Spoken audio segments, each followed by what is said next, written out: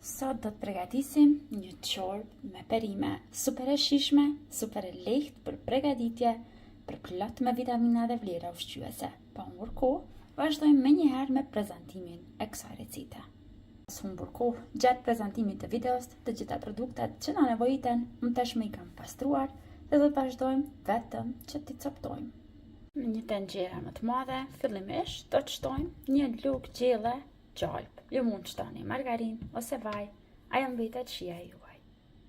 Në zjarr mesatar do të presim derisa gjalpi të shkrihet. Të parën të gjalpi i shkrir e shtojmë qepën dhe e fërgojmë pak derisa qepa të fillon të zbutet. Tani shtojmë edhe gjysmë speci jeshil dhe unë po shtoj edhe pak spec djegës të kuq. Nëse ju nuk doni djegës, mund që ta lini anësh. Vazhdojmë, fërgojmë vetëm për 2 deri në 3 minuta.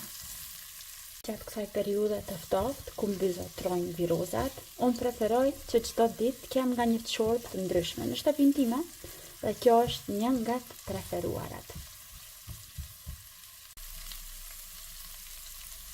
Tani që qepa është fërguar dhe ka ndryshuar edhe ngjyrën, vazhdojmë brenda të shtojmë 2 patate të prera në copëza pak më të vogla. Shtojmë edhe një karotë, unë e kisha karotën pak më të madhe, nëse keni më të vogël, mund shtoni edhe 2 karota. Fërgojmë vetëm edhe pak, derisa edhe karotat edhe patatet të marrin një ngjyrë të bukur. Unë po shtoj hudër pluhur, por ju mund shtoni edhe thelbi hudre. 2 lugë kafeje erëza të përziera, unë po i përdor këto erëzat e famshme të Magit nga fabrika Nestle. Pak piper të kuq për një ngjyrë më të bukur.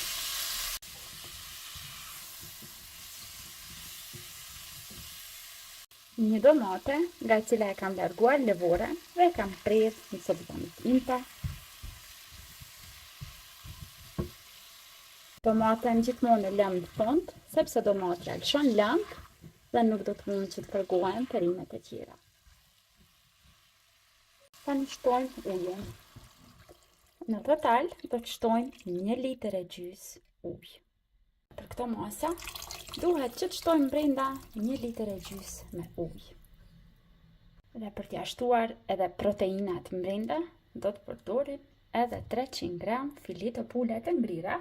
Do i vendosim ashtu si janë të tëra, pasi na duhen vetëm që të zihen dhe pastaj do t'i largojmë nga çorba ku janë duke u zier.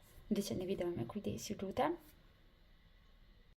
Tani përzijem edhe një herë të fundit dhe lejojmë që çorba të zihet dikon për 15 deri në 17 minuta, derisa të sigurohemi që filetat e pulës janë zier dhe karotat janë zier, sepse atyre dyjave ju nevojitet kohë më e gjatë për zierje.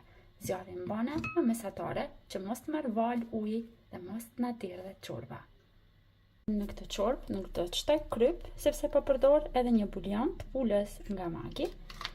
Pra shtuam pak erëza të përziera nga perimet, tani do t'i shtojmë edhe bulionin me aromë të pulës.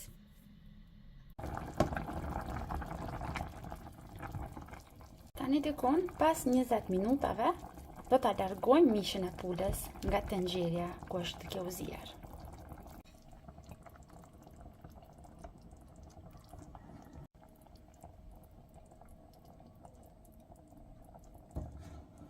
Dhe me anë të një blenderi, vazhdojmë tani që ta bluajmë çorbën dhe ta bëjmë kremuze.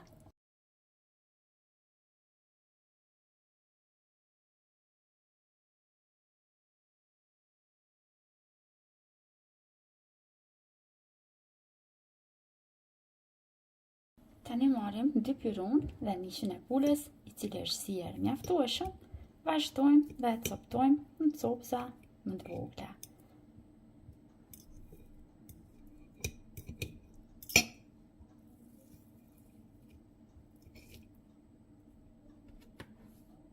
Dhe tani mishin e coptuar, vazhdojmë e rikthejmë te çorba.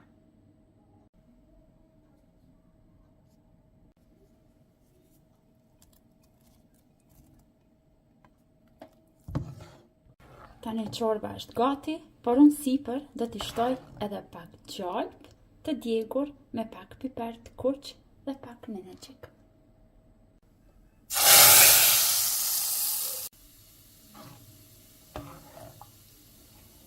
Të dashur miq, në këto momente çorba është gati. Ju garantoj se është një nga çorbat më të shijshme që keni mi provu, përplot vitamina dhe vlera ushqyese, të jetë lehtë për përgatitje dhe ideale tani për sezonën e dimrit.